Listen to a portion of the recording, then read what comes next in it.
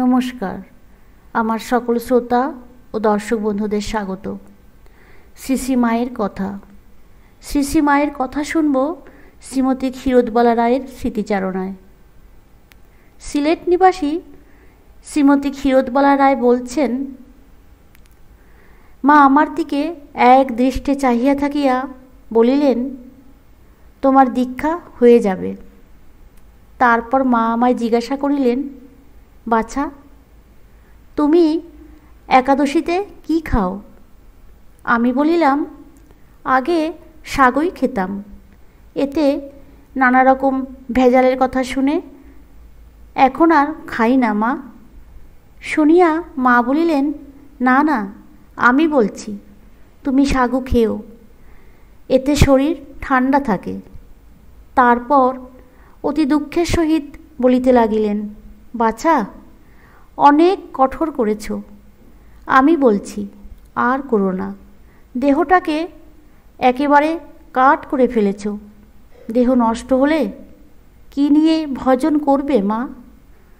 শ্রী মা বলিলেন, একাদশীতে অন্ন বাদে সব খাবে, ফল মূল, লুচি, ছক্কা, দুধ, মিষ্টি, এমনকি ঠাকুর খইও খেতে বলেছিলেন। মা আমাকে তেল মাখি কিনা জিজ্ঞাসা করিলেন। আমি বলিলাম, আমি বিধবা হয়ে আর তেল মাখিনি। শুনিয়া মা বলিলেন, তেল মাখলে মাথা ঠান্ডা থাকে, তেলটি মেখো। আমি বলিলাম, বহুদিনের অনভ্যাসে তেল যেন ছুঁতেই ঘৃণাবোধ করি, তেল মাখতে পারবো না মা। গোলাপ মা বলিলেন, নিতান্তই ছেলে মানুষ, কঠোর করে করে না খেয়ে দেহটাকে শেষ করে ফেলেছে। গৌরীমা বলিলেন, তুমি মাথার চুল কেটে ফেলে দিয়েছ কেন বাছা? আমি বলিলাম, আমাদের দেশের বিধবাদের চুল রাখে না। তিনি বলিলেন, চুল না থাকলে চোখের জ্যোতি নষ্ট হয়ে যায়। শ্রীকৃষ্ণে অর্পিত দেহ, চুলটি বুঝি শুধু তোমার? তখন যোগিনমা বলিলেন, এই দেহটি ভগবানের মন্দির, একে সুন্দর করে রাখাই ভালো। মা বলিলেন, বেশ তো করেছে, চুল থাকলে একটু বিলাসিতার ভাব আসে, চুলের যত্ন করতে হয়। যাই হোক মা, কেশের সেতু পার হয়ে তুমি এখানে এসে পৌঁছেছ, যার জন্যে এত কঠোরতা, তোমার সে কাজ হয়ে গেছে। এখন আমি বলছি, আর কঠোরতা করো না। একদিন মায়ের এক ভক্ত মহিলা একাদশীতে ভাত খান শুনে মা বলে উঠলেন, বৌমা, তুমি সধবা মানুষ, একাদশীর দিন ভাত খাবে, উপবাস করবে না? খাওয়ার মধ্যে কিছু নেই মা, জিহ্বাকে কষ্ট দেবে না। যা খাওয়ার ইচ্ছে হয় তাকে নিবেদন করে খাবে, অনিবেদিত বস্তু খেও না। প্রসাদে আর হরিতে কোনো বিভেদ নেই জানবে। খেয়ে দিয়ে ঠান্ডা হয়ে ভগবানের নাম করবে। শ্রী মায়ের কথা শুনে ভক্ত মহিলাটি মাকে বললেন, সকালে উঠে আগে জপ ধ্যান করে তারপর কিছু খাই। মা উত্তরে বললেন, সকালে আগে কিছু খেয়ে জপ করা যায়, তাতে কোনো দোষ নেই। সন্ধেবেলাতেও সারাদিনের কাজের পরে মুখে কিছু দিয়ে জল খেয়ে জপ ধ্যানে বসলে শরীরটা বেশ শীতল হয়ে যায়।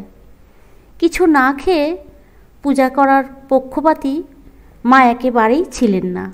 মা বলতেন, খাবার খেলে তবেই তো শরীরে শক্তি পাবে, ও তাতে পুজো জপ ধ্যান অনেক ভালো হবে। কোনো কিছু ত্যাগ করতে ঠাকুর অথবা মা কেউই নিষেধ করেননি। স্বামীজি বলতেন, খালি পেটে কখনোই ধর্ম হয় না। 1319 সালের 19শে কার্তিক শ্রী মা কলিকাতা হইতে কাশী যাত্রা করেন প্রায় 15 জন মেয়ে ভক্ত ও সেবক গণেন্দ্রনাথের সহিত। ইহা ছিল শ্রী মায়ের তৃতীয়বার কাশী দর্শন। 20শে কার্তিক, সোমবার, ছিল একাদশী। বেলা প্রায় 1 ঘটিকার সময় মা কাশীর মঠে শ্রীরামকৃষ্ণ অদ্বৈতাশ্রম শুভাগমন করেন। এইবার লইয়া মায়ের কাশীতে 3 বার আসা হইল। মঠে এক গলা ঘোমটা টানিয়া মা বসিয়া আছেন। পূজ্যপাদ রাখাল মহারাজ, হরি মহারাজ, বুড়ো বাবা অর্থাৎ স্বামী সচ্চিদানন্দ, চন্দ্র মহারাজ, কেদার মহারাজ প্রমুখ সাধুগণ ও চারুবাবু প্রমুখ সেবাশ্রমের কর্মীগণ একে একে মাকে প্রণাম করিলেন। শ্রীযুক্ত মহেন্দ্রনাথ গুপ্ত ও ডাক্তার কাঞ্জিলাল এ সময়ে কাশীধামে কয়েকদিনের জন্য আসিয়াছিলেন। তাহারাও মাকে প্রণাম করিলেন। পরে স্থানীয় ভক্তগণের প্রণাম করা হইলে মা মঠের নিকট লক্ষ্মীনিবাসে গমন করিলেন। এই বাড়ি হইল ভক্ত শ্রীযুক্ত হরিপদ ও কিরণচন্দ্র দত্তের।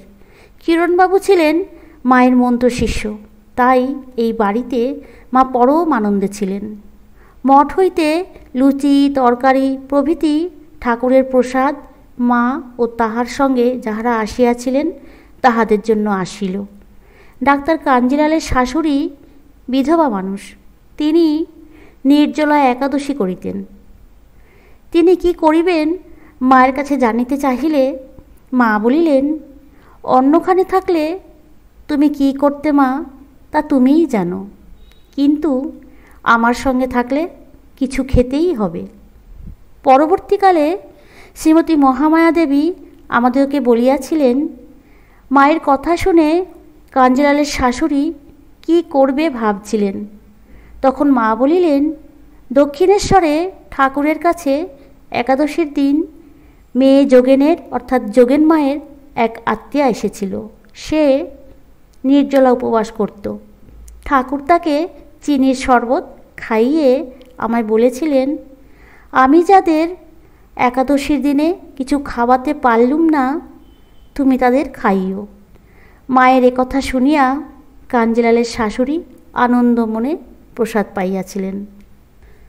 প্রশ্ন হইতে পারে, প্রচলিত প্রথার বিরুদ্ধে ঠাকুর এমন কাজ কেন করিলেন? শুধু যে নিষেধ করিলেন তাহা নহে, আবার শ্রী শ্রী মাকেও অনুরোধ করিয়া গেলেন। ঠাকুর ও শ্রী শ্রী মা একাদশীর দিনে বিধবাদের নির্জলা উপবাসের বিরুদ্ধে কেন যে জেহাদ ঘোষণা করিয়াছিলেন সে কথা তাহারাই বলিতে পারেন। আমাদের ক্ষুদ্র বুদ্ধিতে মনে হয় উত্তম করিয়াছেন। কেন? আমরা যতদূর জানি ঠাকুর নির্জলা উপবাস করিয়া কখনো অমানিসায় কালী পূজা করিতেন না। তিনি ভাগিনেয় হৃদয়কে এক কালী পুজোর দিন বলিয়াছিলেন, ওরে হৃদু, কিছু খেয়ে নে, নইলে মায়ের ভোগ দেখে লোভ হবে, আর উপোস করে থাকলে মুখে ফেকো গন্ধ হবে। যদি ভক্তিলাভই পূজার উদ্দেশ্য হয় তবে বলিতে হইবে, সামান্য জলযোগ করিয়া পূজা করিলে ভক্তির হানি হইলে ঠাকুর কখনো তাহা নিজে করিতেন না এবং হৃদয়কে তেমন কাজ করিতে বলিতেন না। মহামানবগণ চিরদিন আপনি আচারী ধর্ম জীবেরে শেখান। ভক্তির কথা ছাড়িয়া দিয়া যদি রিপু দমনের জন্যই একাদশীর নির্জলা উপবাসের ব্যবস্থা হইয়া থাকে, তবে তাহা শুধু বিধবার জন্য কেন হইল? বিপত্নিক পুরুষের জন্য কেন হইল না? একদা বাল বিধবার দুঃখ দেখিয়া দয়ার সাগর বিদ্যাসাগর জননী পুত্রকে জিজ্ঞাসা করিয়াছিলেন, কচি বিধবা মেয়ের কি বিবাহ হইতে পারে না?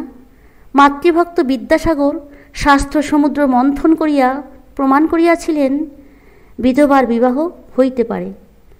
সেকালের প্রচলিত প্রথার বিরুদ্ধে দাঁড়াইয়া বিদ্যাসাগর মহোদয়কে অনেক প্রতিকূলতার সম্মুখীন হইতে হইয়াছিল। তিনি দৃঢ়ভাবে বলিয়াছিলেন, শাস্ত্র কখনো যুক্তি বিরোধী হইতে পারে না। তবুও যদি দেখা যায় জানিতে হইবে কোনো বিশেষ মতলবে লিখিত হইয়াছিল। মতলব কখনো ধর্ম হইতে পারে না। অতএব নানা দিক বিচার বিবেচনা করিয়া দেখিলে ইহাই প্রতীত হয় যে মাত্র এক বিশেষ তিথিতে নির্জলা উপবাস করিলে ভক্তি বাড়িবে, রিপু কমিবে, এমন সিদ্ধান্তে উপনীত হওয়া যায় না। এই জন্যই মহামানব একাদশীর দিন নির্জলা উপবাসের বিরুদ্ধে জেহাদ ঘোষণা করিয়াছিলেন। শ্রী মায়ের কথা আলোচনা আজ এখানেই শেষ করলাম। দেখা হবে আবার পরের ভিডিওতে। ভালো থাকবেন, সুস্থ থাকবেন।